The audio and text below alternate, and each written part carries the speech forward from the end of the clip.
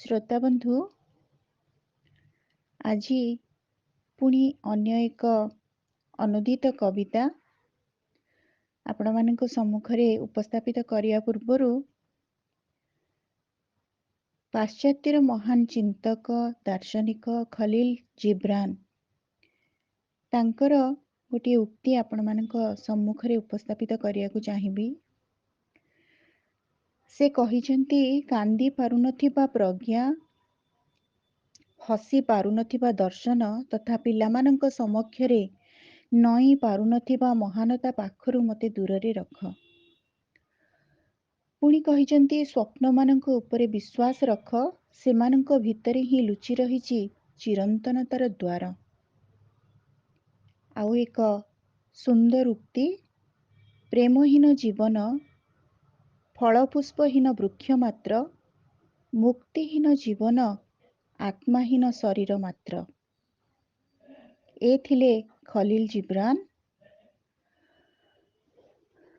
ତାଙ୍କ ଜୀବନୀକୁ ନେଇ, ତାଙ୍କର ଶ୍ରେଷ୍ଠ କୃତିକୁ ନେଇ ବହୁ ଅନୁବାଦକ ଅନୁବାଦ କରିଛନ୍ତି, କିନ୍ତୁ ତନ୍ମଧ୍ୟରୁ ଜଣେ ଶ୍ରେଷ୍ଠ ଅନୁବାଦିକା ଅଛନ୍ତି, ସେ ହେଉଛନ୍ତି ବିଳାସିନୀ ମହାନ୍ତି।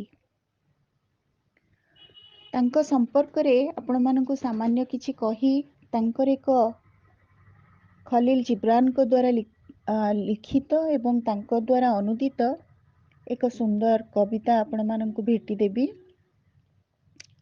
ବିଳାସିନୀ ମହାନ୍ତି ଆଧୁନିକ ଅନୁବାଦ ସାହିତ୍ୟ ଜଗତରେ ଜଣେ ସ୍ପର୍ଦ୍ଧିତ ଉଚ୍ଚାରଣ,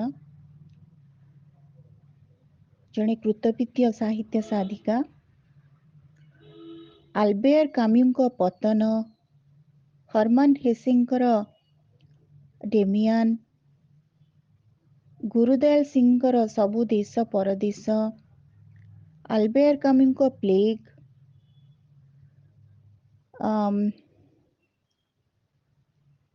ଏତଦ୍ ବ୍ୟତୀତ ଅନେକ ପାଶ୍ଚାତ୍ୟ ସାହିତ୍ୟିକ ମାନଙ୍କର ସୃଷ୍ଟିକୁ ସେ ଅନୁବାଦ କରିଛନ୍ତି।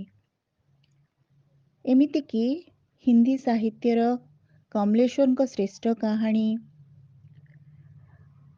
ମହାନ ଚିତ୍ରଶିଳ୍ପୀ ଭିନସେଣ୍ଟ ଭ୍ୟାନ ଗୋଙ୍କ ଜୀବନ ଭିତ୍ତିକ ଉପନ୍ୟାସ ଜୀବନ ତୃଷ୍ଣା,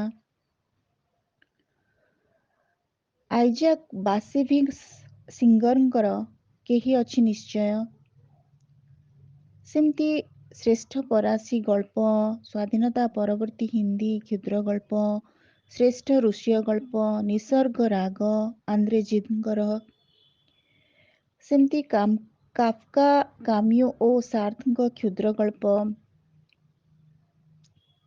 ଗାବ୍ରିଏଲ ଗାର୍ସିଆ ମାର୍କେଜ୍ଙ୍କ ଉପନ୍ୟାସିକା, ତାର ଅନୁବାଦ, ଓସ୍କାର ୱାଇଲ୍ଡଙ୍କର ଆତ୍ମଛାୟା,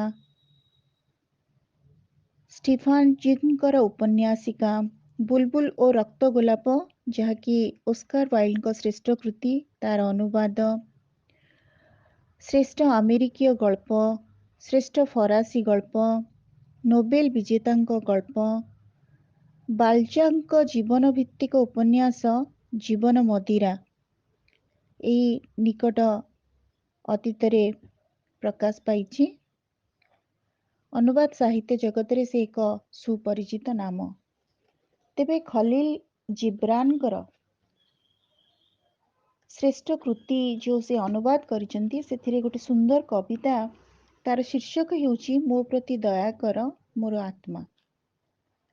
କବିତାର ଶୀର୍ଷକ ମୋ ପ୍ରତି ଦୟା କର ମୋର ଆତ୍ମା। ଅନୁବାଦିକା ବିଳାସିନୀ ମହାନ୍ତି। ତୁମେ କାହିଁକି କାନ୍ଦୁଛ ମୋ ଆତ୍ମା? ତୁମେ କାହିଁକି କାନ୍ଦୁଛ ମୋ ଆତ୍ମା? ତୁମେ କ'ଣ ଜାଣିଛ ମୋର ଦୁର୍ବଳତା? ଯେହେତୁ ମୁଁ ନିଜ ତ୍ରୁଟି ଜାଣେ ନା, ତୁମ ଲୁହ ଫୋଡ଼ି ହୋଇ ଯନ୍ତ୍ରଣା ଦିଏ। ତୁମେ କେତେବେଳେ ଯାଏ କାନ୍ଦୁଥିବ? ତୁମ ସ୍ୱପ୍ନ, ତୁମ ଅଭିଳାଷା ଆଉ ତୁମ ଆବେଗକୁ ବ୍ୟକ୍ତ କରିବା ପାଇଁ ମୋ ପାଖରେ ସରଳ ଶବ୍ଦ ବ୍ୟତୀତ ଆଉ ଯେ କିଛି ନାହିଁ। ତୁମ ସ୍ୱପ୍ନ, ତୁମ ଅଭିଳାଷ ଆଉ ତୁମ ଆବେଗକୁ ବ୍ୟକ୍ତ କରିବା ପାଇଁ ମୋ ପାଖରେ ସରଳ ଶବ୍ଦ ବ୍ୟତୀତ ଆଉ ଯେ କିଛି ନାହିଁ। ମୋ ଆଡ଼କୁ ଚାହଁ ମୋର ଆତ୍ମା, ମୋ ଆଡ଼କୁ ଚାହଁ ମୋର ଆତ୍ମା। ମୁଁ ମୋର ସାରା ଜୀବନ ତୁମରି ଉପଦେଶରେ ବିତାଇଛି। ଭାବ, ଭାବ ମୋତେ କେତେ କଷ୍ଟ ହେଉଛି। ତୁମକୁ ଅନୁଗମନ କରି ମୁଁ ଯେ ମୋର ସାରା ଜୀବନ ଶେଷ କରିଦେଇଛି। ମୋ ହୃଦୟ ସିଂହାସନ ଉପରେ ବସି ଗୌରବ ଅନୁଭବ କରୁଥିଲା। ମୋର ହୃଦୟ ସିଂହାସନ ଉପରେ ବସି ଗୌରବ ଅନୁଭବ କରୁଥିଲା, କିନ୍ତୁ ଏବେ ଦାସତ୍ୱର ଜୁଆଳିରେ ବାନ୍ଧି ହୋଇଛି। ଧୈର୍ଯ୍ୟ ମୋର ସାଥୀ ଥିଲା, କିନ୍ତୁ ଏବେ ମୋର ବିରୋଧ କରୁଛି। ଯୁବାବସ୍ଥା ଥିଲା ମୋର ଆଶା, କିନ୍ତୁ ଏବେ ମୋ ଉପେକ୍ଷାର ନିନ୍ଦା କରୁଛି। ହେ ମୋର ଆତ୍ମା, ତୁମେ ସର୍ବସ୍ୱ କାହିଁକି ମାଗୁଛ? ହେ ମୋର ଆତ୍ମା, ତୁମେ ସର୍ବସ୍ୱ କାହିଁକି ମାଗୁଛ? ମୁଁ ଯେ ନିଜକୁ ନିଜେ ସୁଖରୁ ବଞ୍ଚିତ କରିଛି ଆଉ ଜୀବନର ଆନନ୍ଦକୁ ତ୍ୟାଗ କରିଦେଇଛି ଏବଂ ତୁମ ନିର୍ଦ୍ଦେଶିତ ମାର୍ଗରେ ଚାଲୁଛି। ମୋ ସହ ନ୍ୟାୟ କର, ମୋ ସହ ନ୍ୟାୟ କର, ଅଥବା ମୋତେ ବନ୍ଧନମୁକ୍ତ କରିବା ପାଇଁ ମୃତ୍ୟୁର ଆହ୍ୱାନ କର, କାରଣ ନ୍ୟାୟ ତୁମର ଶୋଭା। ମୋ ଉପରେ ଦୟା କର ମୋର ଆତ୍ମା, ମୋ ଉପରେ ଦୟା କର ମୋର ଆତ୍ମା। ତୁମେ ମୋ ଉପରେ ଏତେ ସ୍ନେହ ଲଦି ଦେଇଛ ଯେ ମୁଁ ନିଜ ଓଜନ ବୋହି ପାରୁନି। ତୁମେ ଓ ପ୍ରେମ ଅଭିନ୍ନ ଶକ୍ତି, ମୁଁ ଓ ବସ୍ତୁ ଅଭିନ୍ନ ଦୁର୍ବଳତା। ଶକ୍ତିଶାଳୀ ଓ ଦୁର୍ବଳର ସଂଘର୍ଷ କ'ଣ କେବେ ଶେଷ ହେବ? ମୋ ପ୍ରତି ଦୟା କର ମୋର ଆତ୍ମା। ତୁମେ ମୋତେ ଐଶ୍ୱର୍ଯ୍ୟର ଦର୍ଶନ କରାଇଛ, ଯାହା ମୋ ପାଇଁ ଅପହଞ୍ଚ। ତୁମେ ଓ ଐଶ୍ୱର୍ଯ୍ୟ ଯେ ପର୍ବତର ଶିଖର ଉପରେ, ଦୁର୍ଭାଗ୍ୟ ଓ ମୁଁ ଘାଟି ଖାଇରେ ଏକାଠି ପରିତ୍ୟକ୍ତ। ପର୍ବତ ଓ ଘାଟି କ'ଣ କେବେ ଏକ ହେବ? ମୋ ପ୍ରତି ଦୟା କର ମୋର ଆତ୍ମା। ତୁମେ ମୋତେ ସୌନ୍ଦର୍ଯ୍ୟର ଦର୍ଶନ କରାଇଛ, କିନ୍ତୁ ପୁଣି ତାକୁ ଲୁଚାଇ ରଖିଛ। ତୁମେ ଓ ସୌନ୍ଦର୍ଯ୍ୟ ଆଲୋକରେ ବସା ବାନ୍ଧିଛ, ମୁଁ ଓ ଅଜ୍ଞାନ ଅନ୍ଧକାରରେ ବାନ୍ଧି ହୋଇଛୁ। ଆଲୋକ କ'ଣ ଅନ୍ଧାରରେ କେବେ ପ୍ରବେଶ କରିବ? ଆଲୋକ କ'ଣ ଅନ୍ଧାରରେ କେବେ ପ୍ରବେଶ କରିବ? ତୁମର ଆନନ୍ଦ ସମାପ୍ତି ସହ ଆସେ, ଆଉ ତୁମେ ଏବେ ତା ଆଶାରେ ଆନନ୍ଦିତ। କିନ୍ତୁ ଏ ଶରୀର ଜୀବନରେ ଜୀବନ ପାଇଁ ପୀଡ଼ିତ ଅଛି। ହେ ମୋର ଆତ୍ମା, ଏହା ହିଁ ତ ବ୍ୟାକୁଳତା। ତୁମେ ଅନନ୍ତ ଆଡ଼କୁ ଦ୍ରୁତ ବେଗରେ ଆଗଉଛ, କିନ୍ତୁ ଶରୀର ଧୀର ଗତିରେ ଯାଉଛି ସମାପ୍ତି ଆଡ଼କୁ। ତୁମେ ଅନନ୍ତ ଆଡ଼କୁ ଦ୍ରୁତ ବେଗରେ ଆଗଉଛ, କିନ୍ତୁ ଶରୀର ଧୀର ଗତିରେ ଯାଉଛି ସମାପ୍ତି ଆଡ଼କୁ। ତୁମେ ତା ପାଇଁ ଅଟକି ରହୁନ, ଆଉ ସେ ତରବରରେ ଚାଲିପାରୁନି। ହେ ମୋର ଆତ୍ମା, ଏହା ହିଁ ତ ଦୁଃଖ।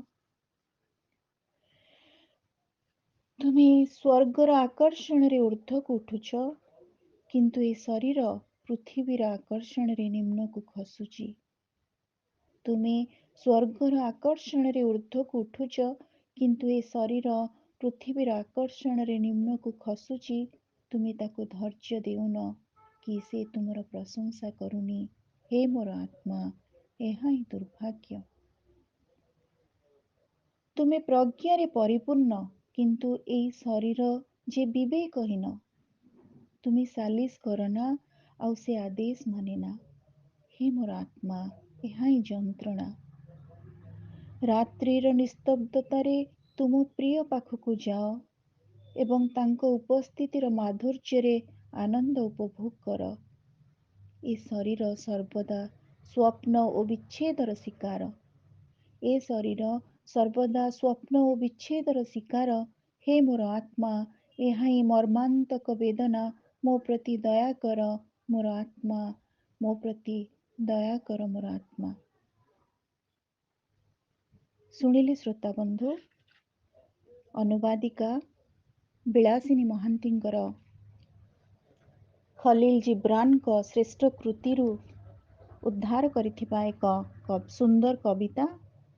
ଯଦି ଭଲ ଲାଗିଲା ନିଶ୍ଚିତ ଭାବରେ ଲାଇକ୍ କରନ୍ତୁ ଏବଂ ନିଜ ମତାମତ ଦିଅନ୍ତୁ। ଏବଂ ଯଦି ଆପଣଙ୍କର ମତାମତ ମୋ ପାଇଁ ପୁଣି ଏକ କବିତାର ଅପେକ୍ଷା ରଖେ, ନିଶ୍ଚିତ ଭାବରେ ଆଉ ଏକ ଅନୁବାଦ କବିତା ଧରିକି ମୁଁ ଆପଣଙ୍କ ପାଖକୁ ନିଶ୍ଚିତ ଭାବରେ ଭେଟିଦେବି। ଧନ୍ୟବାଦ।